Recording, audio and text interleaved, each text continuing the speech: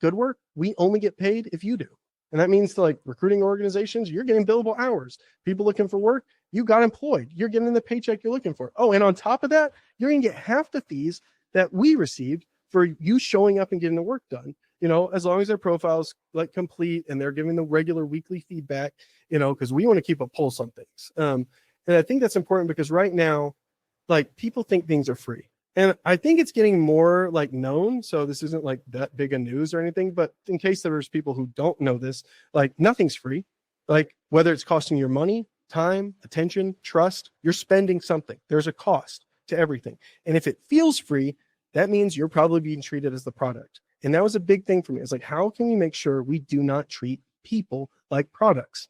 We want everyone to be treated as participants. This is a marketplace for professionals. This isn't for children. This isn't for just, this is for people who are professionals coming together to a professional marketplace to share the information about themselves and what they're looking for and essentially find each other in the easiest way possible.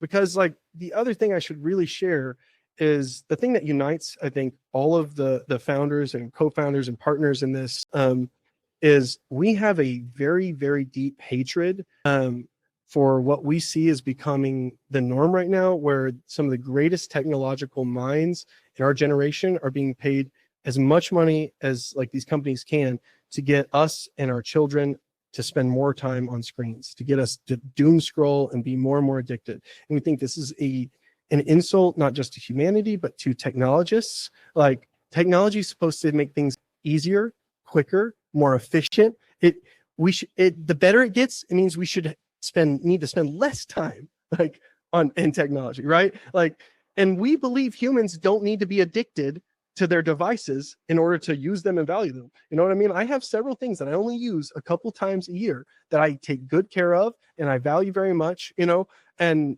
like I don't want to lose them. You know what I mean? So we are confident that we can prove that. We're confident that if we build technology that doesn't try to turn the people who use it into addicts, that's why we insist on the term participants and not users, like you'll see us get real obnoxious about that, because it's important. Words matter, names and titles matter. And people, I'm my background's in addiction. I think you know this about me. I'm a recovered alcoholic. So is Kirsten. And I seem like a clean cut good guy now, but I've been arrested. I've done things I regret.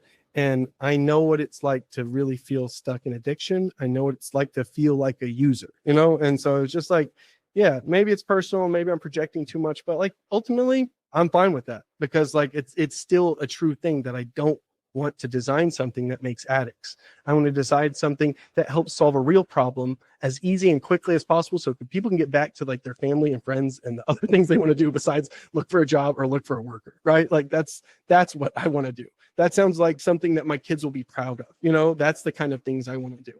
Not like, oh man, dad really learned how to take advantage of people well and made a big fortune for us and ours. Like that's gross. That's not something I want to instill in my children.